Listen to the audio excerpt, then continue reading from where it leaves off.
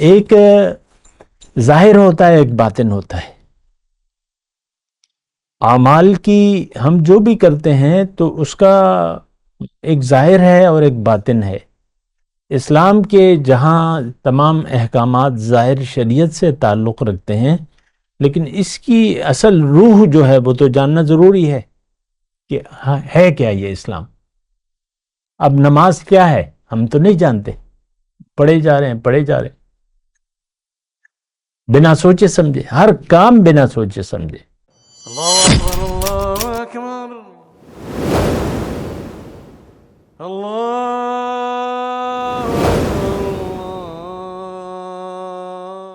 اعوذ باللہ من الشیطان الرجیم، بسم اللہ الرحمن الرحیم۔ اللہم صلی علی سیدنا محمد وعلی آل سیدنا محمد بعدد کل ذرۃ مئۃ الف الف مرۃ۔ سامعین و ناظرین کرام، السلام علیکم ورحمۃ اللہ وبرکاتہ۔ آج کا ہمارا موضوع توبہ کی حقیقت۔ دیکھیں، ایک بہت اہم بات ہے اور اس کو سوال بڑا اہم ہے کہ توبہ کی حقیقت کیا ہے۔ عام طور پہ تو میں اور آپ جس معاشرے میں رہ رہے ہیں، ہمیں توبہ کی حقیقت کا علم نہیں ہے کہ توبہ ہے کیا اور اس کی حقیقت کیا ہے اور کیا مطلب کس چیز سے توبہ۔ تو دیکھیں، بنیادی حقیقت کی میں بات کر رہا ہوں، توبہ کی حقیقت۔ انسان جب دنیا میں آ جاتا ہے تو اس کے سامنے ایک مدعا ہوتا ہے اور وہ دنیا کی زندگی ہوتی ہے۔ تو پھر یہ ظاہر کو اس کے ماں باپ حقیقت سے بے خبر ہوتے ہیں، حقیقت کا اس کو پتہ نہیں چلتا، حالانکہ بچپن کی عمر جو ہے یہ تربیت کی ہوتی ہے اور والدین جو ہے پہلی نرسری ہے اس کے لیے۔ تو چونکہ وہ خود بھی نہیں جانتے تو دنیا دار ہوتے ہیں، یہ سارا معاشرہ صدیوں سے ایسے ہی چل رہا ہے۔ آپ دیکھ لیں، یہ تاریخ کو ساری اٹھا کے دیکھ لیں، کس قسم کے بادشاہ تھے، کیسے لوگ تھے، کیا تھا، یہ تھا وہ تھا۔ ابھی کچھ عرصہ پہلے ہم پر پشاور میں اور یہاں سارا سکھوں کی حکومت تھی۔ ہری پور جو ہے وہ ہری سنگھ کے نام سے ہے، ایبٹ آباد جو ہے وہ ایبٹ انگریز نے آباد کیا تھا، انگریز کی حکومت تھی۔ اس طرح سارا دیکھ لیں۔ تو مسلمان کہاں تھا؟ اب بھی سوال یہ ہے کہ مسلمان ہے نہیں جو دین کو سمجھے یا سمجھنا چاہتا ہو، آرزو ہو، تمنا ہو، یہ نہیں ہے۔ دنیا ہمارے سامنے ہے، دنیا منزل ہے اور دنیا کو مدعا بنا کے ہم زندگی گزار رہے ہیں۔ باقی جو یہ تمام اصطلاحات ہیں جس میں ایک توبہ بھی ہے، یہ دین کی کسی اصطلاح کی ہمیں نہ کوئی پرواہ ہے، نہ ہم جانتے ہیں اس کی حقیقت اور نہ جاننا چاہتے ہیں۔ یعنی دیکھیں، ایک ظاہر ہوتا ہے، ایک باطن ہوتا ہے۔ اعمال کی ہم جو بھی کرتے ہیں تو اس کا ایک ظاہر ہے اور ایک باطن ہے۔ اسلام کے جہاں تمام احکامات ظاہر شریعت سے تعلق رکھتے ہیں، لیکن اس کی اصل روح جو ہے وہ تو جاننا ضروری ہے کہ ہے کیا یہ اسلام۔ اب نماز کیا ہے ہم تو نہیں جانتے، پڑھے جا رہے ہیں بنا سوچے سمجھے، ہر کام بنا سوچے سمجھے، اور پھر وہ ریاکاری آ جاتا ہے، ریاکاری آ جاتی ہے جو بھی ہے۔ تو ایک بات تو مطلب اس بات کو نوٹ کرنا چاہیے کہ ہمیں نہ دین کی حقیقت معلوم ہے، نہ ہم اس کی ضرورت محسوس کرتے ہیں۔ دین کی حقیقت ہم محسوس ہی نہیں کرتے کہ دین ہے کیا۔ بس دنیا کی گاڑی ہے، وہ کھینچے چلے جا رہے ہیں، کبھی کیا کبھی کیا کبھی کیا۔ یا آپ کے پاس پیسے ہیں نہیں ہیں، بس پیسے ہیں تو آپ خوش ہیں، نہیں ہیں تو پھر پریشانی ہے کہ بھئی گزارا کیسے ہوگا، یہ سب کام کیسے ہوں گے، زندگی کیسے گزرے گی۔ بڑی مطلب دنیا تو امتحان ہے۔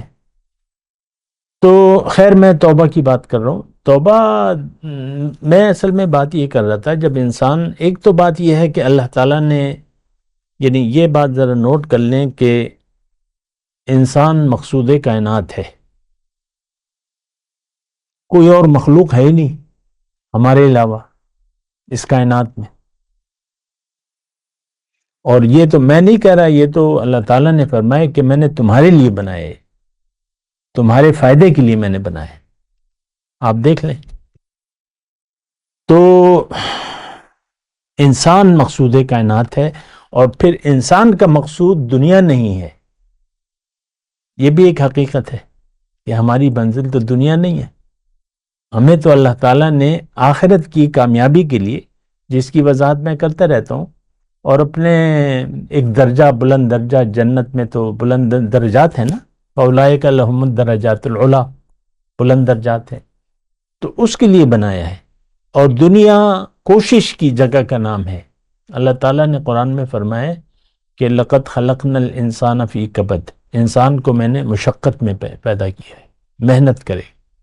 جاہدوا فی اللہ حق جہاد، اللہ کے راستے میں محنت کرو جیسا کہ محنت کا حق ہے. وجتباکم، اس نے تمہیں چنا ہے اپنے لیے، کسی کو خلیفۃ اللہ کا نام نہیں دیا.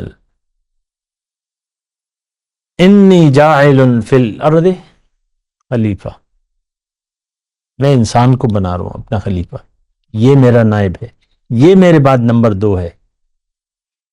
تو خلیفہ، خیر وہ پھر موضوع بدل جائے گا، میں توبہ کی بات کر رہا ہوں. توبہ کی طرف آتے ہیں. انسان کے ظاہر جب پیدا ہوتا ہے، شعور سنبھالتا ہے، تو اس کے سامنے صرف دنیا ہوتی ہے. اور اب دیکھ لیں، یہ تو آج کی یعنی بالکل حقیقی بات ہے کہ آج کا جو ٹین ایج ہے، اس کی ساری توجہ دنیا کی طرف ہے. میں نے کیا کرنا ہے، کیا بننا ہے. ہر بچہ جو ہے اس کے ذہن میں اپنا کچھ بنائے یا والدین نے بنا دیا کہ تم نے یہ بننا ہے، یہ بننا ہے، یہ بننا ہے، وہ بننا ہے. تو دنیا ہی ہمارا مدعا بن جاتی ہے. حالانکہ یہ بہت بڑی گمراہی ہے اور غلطی ہے. یہ یعنی ایک گمراہ کن سوچ ہے کہ آپ دنیا کی پلان بناتے ہیں، دنیا میں رہنے کا اور دنیا کے لیے پلاننگ کرتے ہیں. یہ کرنا ہے، وہ کرنا ہے، مکان بنانا ہے، یہ کرنا ہے، وہ منصوبے ہمارے. ایسی بات نہیں ہے. دنیا کی زندگی جیسی بھی ہے، یہ ایک امتحان ہے. اور امتحان اس لیے ہے کہ یہ آخرت میں کامیابی کے لیے کوشش کرے اور زندگی کے مقصد کو حاصل کرے. زندگی کا مقصد دنیا نہیں ہے، دنیا کی زندگی ہرگز نہیں ہے. یہ بہت بڑی غلطی ہے جو ہم نہیں اپنے ذہن سے مٹا نہیں پا رہے. خیال دنیا، مقصد دنیا.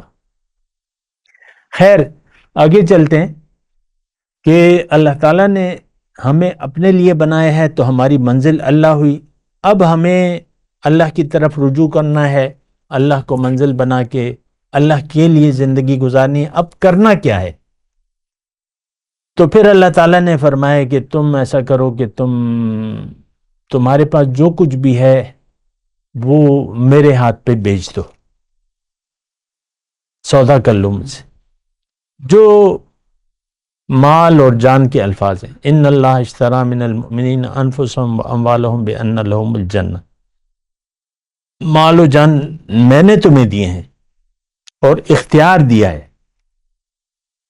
تو تم ایسا کرو کہ یہ تمہیں اختیار ہے، سودا کرو یا نہ کرو، لیکن سودا کر لو. مومن سودا کر لیتا ہے کہ اس کے عوض جو ہے اس کو جنت ملے گی. تو پھر سودا وفا کرنا ہوتا ہے، اور جو سودا وفا کرے گا تو اس کے لیے جنت ہے، جو بے وفائی کرے گا وہ اس کے لیے جنت نہیں ہے. بات کرتے ہیں ایک وقفے کے بعد. وآخر دعوانا ان الحمدللہ رب العالمین، والسلام علیکم ورحمۃ اللہ وبرکاتہ. مولایا صلی وسلم دائما ابدا على حبیبک خیر الخلق کلهم.